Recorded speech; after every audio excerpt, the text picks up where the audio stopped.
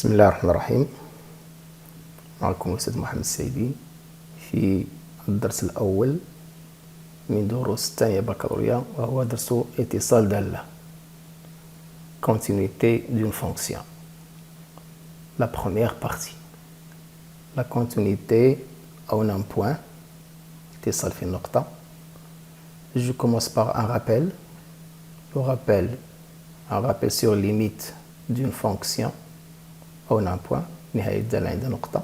Commence par une activité, puis définition, continuité d'une fonction à droite et à gauche d'un point, اتصال دالة على يمين وعلى يسار نقطة, et enfin continuité d'une fonction sur un intervalle. Rappel, continuité d'une fonction, اتصال دالة في نقطة. Rappel, limite d'une fonction en un point. Pourquoi on commence par ce rappel? Parce que la notion de limite se base surtout, essentiellement sur la notion des limites d'une fonction en un point. On va commencer par des exemples et calculer les limites suivantes. A, limite A, B, C, D, E, M et N. Réponse. On commence par la limite A. On a la limite de 5x carré moins 3x plus 7 en 2, comme étant la fonction 5x carré moins 3x plus 7, c'est une fonction polynomiale, c'est un polynôme. Donc tout simplement, il suffit de remplacer x par 2. Et voilà, on remplace x par 2 et on va trouver 5 fois 2 au carré moins 3 fois 2 plus 7 égale à 21. Donc la limite de cette fonction 5x carré moins 3x plus 7 en 2 est égale à 21. X, B. Limite de 3x carré moins 4x plus 1 sur racine de x moins 1. On remplace x par 1, on va trouver ici 0. On remplace x par 1, on va trouver 0 et on va trouver 0 sur 0. Or, 0 sur 0, c'est une forme indéterminée comme on a vu en première année.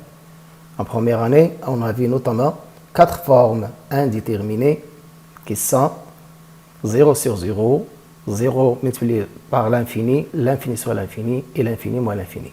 Alors, comment on fait maintenant pour enlever la forme indéterminée? Limite B, limite de cette fonction en 1 est égale, on a dit 0 sur 0. Puisqu'on a remplacé x par 1 dans le numérateur et on a trouvé 0, c'est-à-dire que 3x carré moins 4x plus 1 est divisible par x moins 1 comme étant un polynôme. Donc il faut faire une division euclidienne pour factoriser 3x carré moins 4x plus 1. C'est ça qu'on a fait.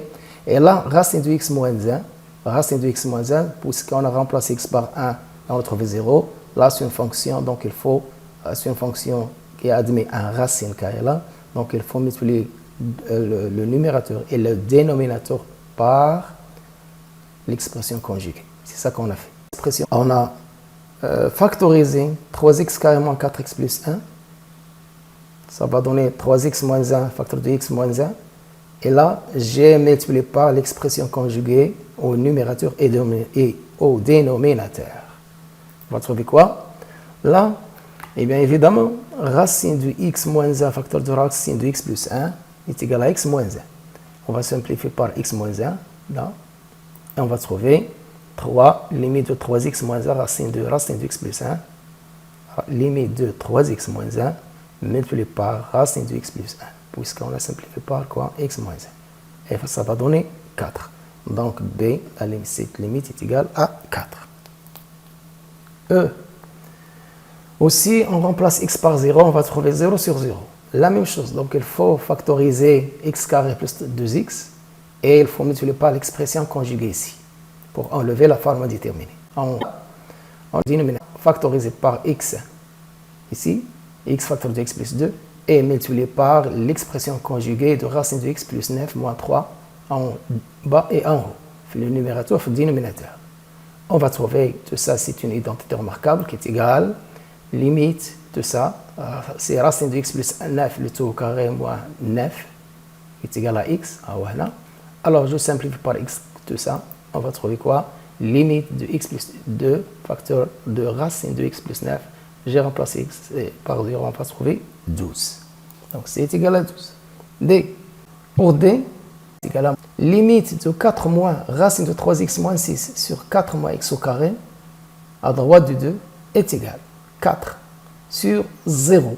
Mais quel 0? 0 moins, parce qu'à droite du 2, l'expression 4 moins x au carré est négative. Tout ça est égal à 4 sur 0 moins, et 4 sur 0 moins est égal à moins l'infini. C'est clair. E, limite de sinus x sur racine de 1 plus x moins racine de 1 moins x aussi est égal à 0 sur 0, forme indéterminée. Il faut l'enlever.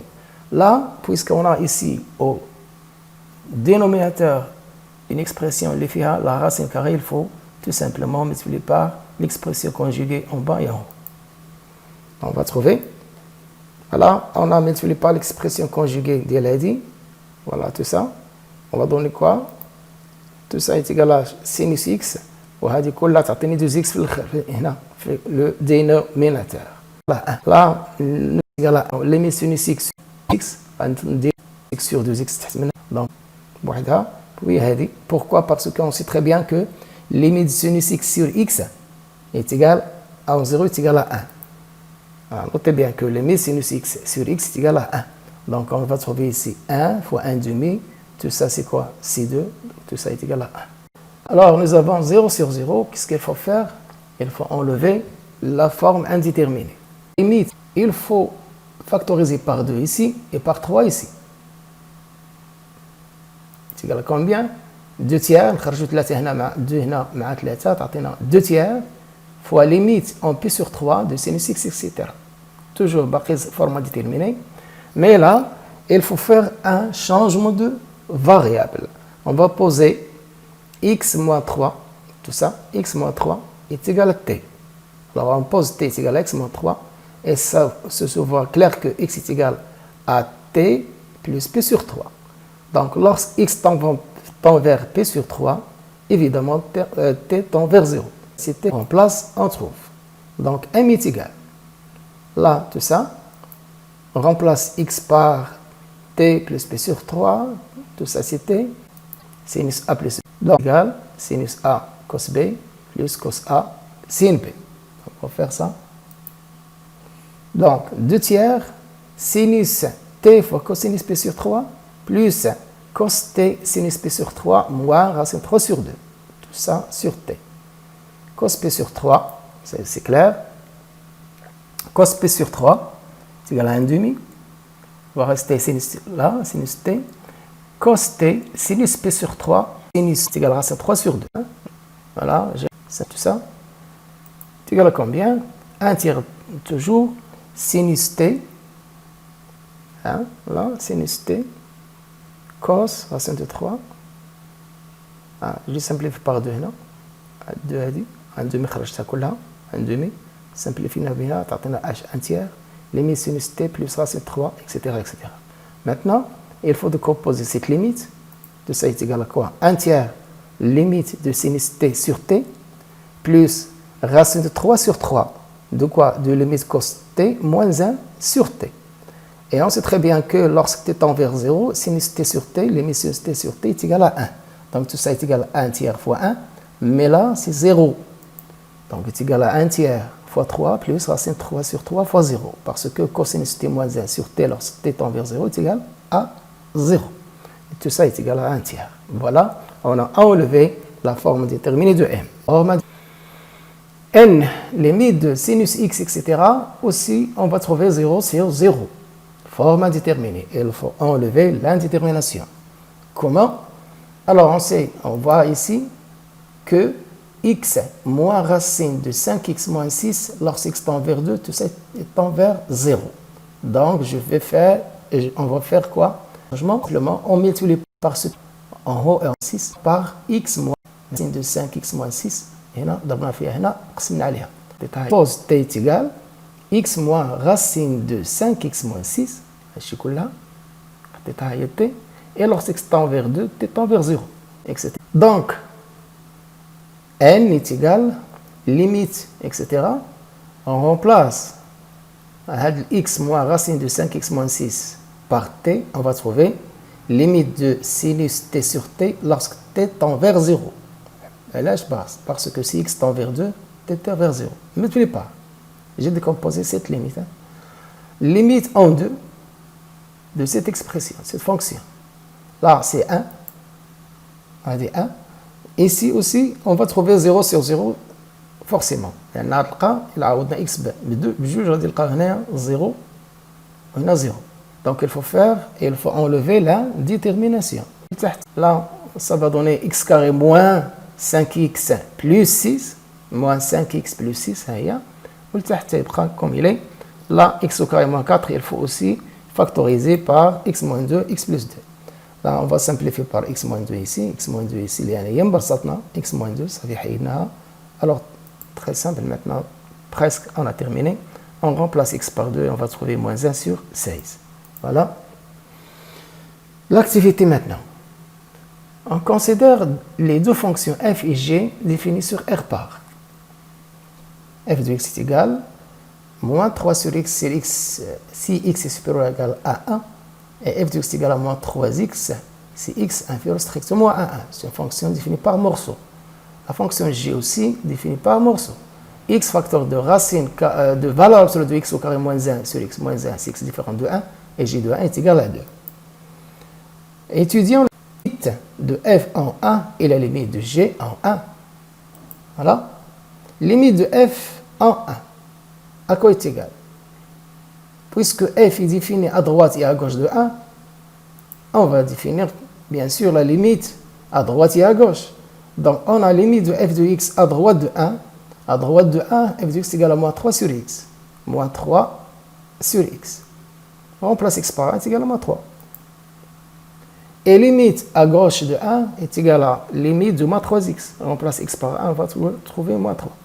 Limite de f à droite est égal à limite de f à gauche de 1 est égal à moins 3, c'est-à-dire que f admet une limite. Donc, limite de f de x est égal à moins 3.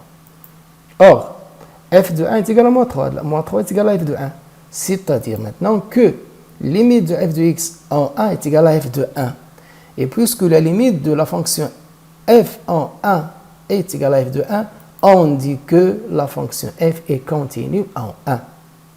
On dit que la fonction f est continue en 1. Pourquoi? Parce que la limite de f de x en 1 est égale à f de 1.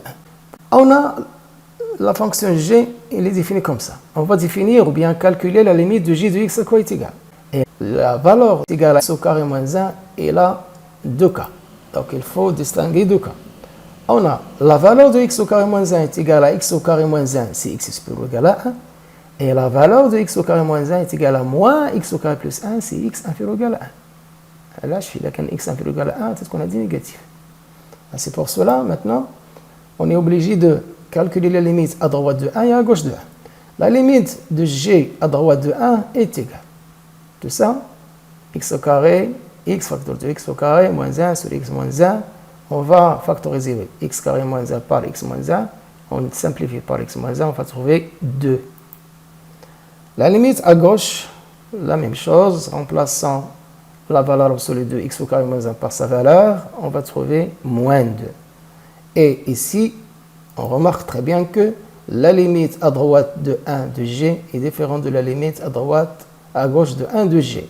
C'est-à-dire la limite que la fonction g n'admet pas de limite. Donc la limite de g n'existe pas. La fonction g n'admet pas de limite en 1 parce que la limite à droite est différente de la limite à gauche. La fonction g n'admet pas de limite en 1. Elle est définie en 1, mais n'admet pas de limite en 1. On dit que la fonction g est discontinue en 1. Définition. Soit f est une fonction définie sur un intervalle i ouvert de centre x0 égale f est continue en x0 si et seulement si limite de f de x en x0 est égale à f de x0. C'est ça la définition avec les limites. 0. 1,4. Continuité d'une fonction à droite et à gauche d'un point. Définition. Soit f est une fonction définie sur un intervalle i ouvert de la forme, comme ça, x0, x0 plus r, avec r positif, strictement. F est continue à droite de x0 si et seulement si limite de f de x à droite de x0 est égale à f de x0. De la même manière, soit f est une fonction définie sur un intervalle i ouvert de la forme x0 moins r x0, f est continue à gauche en x0 si seulement si la limite à gauche de x0 est égale à f de x0. C'est ça la définition. Propriété. soit f est une fonction définie sur un intervalle ouvert de cette forme, comme ça. F est continu en x0 si et seulement si f est continu à droite et à gauche en x0. C'est-à-dire que la limite de f à droite de x0 est égale à la limite de la première f à gauche de x0. F de x0. Dans ce cas, on dit que la fonction f est continue en x0. On va donner des exemples. Soit f et g de fonctions définies comme ça, par la fonction f est définie par morceau la première, ou aussi la fonction g. Étudions la continuité de f en 1 et la continuité de g en 0. Oui. Étudions la continuité de f en 1. On a f de x est égal comme ça. À gauche de 1, il a une expression. À droite de 1, il a une autre expression. C'est une fonction définie par morceau. Donc maintenant, on est obligé de faire la limite à gauche et à droite de 1. Donc, la limite à gauche de 1 de f de x, on remplace l'expression de f par cette expression à gauche de 1. X moins x0. On remplace x par 1 et on va trouver exactement 0. Et 0, c'est f de 1. Voilà. Donc, on continue à gauche de 1. À droite maintenant. À droite de 1, la limite de x moins 1, etc. Parce que à droite de 1, voilà. À droite de 1, l'expression de f de x est dit. Donc, on va remplacer x par 1. On va trouver aussi 0. Donc, f est continu à droite de 1. Et puisqu'il est continu à droite de 1 et à gauche de 1, donc f est continu en 1. G. Voilà la fonction g. Donc, limite à droite, à gauche de 0. À gauche de 0, l'expression g de g de x, c'est racine de 1 plus sinus x moins 1 sur x, etc. Voilà, j'ai remplacé par cette expression. Et si on remplace x par 0, on va trouver 0 sur 0. Donc, c'est une forme indéterminée qu'il faut enlever. Alors, c'est pour cela maintenant, on va multiplier par l'expression conjuguée duel à racine de 1 plus sinus x moins 1. Faut que sur racine de 1 plus sinus moins 1, sans 0 au carré, moins 1 au carré, attendez, sinus x. Sur. Voilà, limite de sinus x moins x, ça va dire à limite sinus x sur x multiplié par 1 sur. Voilà, c'est limite de sinus x sur x en 0, on va faire 1. On va faire 1 demi. Et 1 demi est évidemment différent de g de 0. G de 0, on a g de 0, on a racine de 1 est 1. Et 1 différent de 1 demi. Donc, la fonction g n'est pas continue à gauche de 0.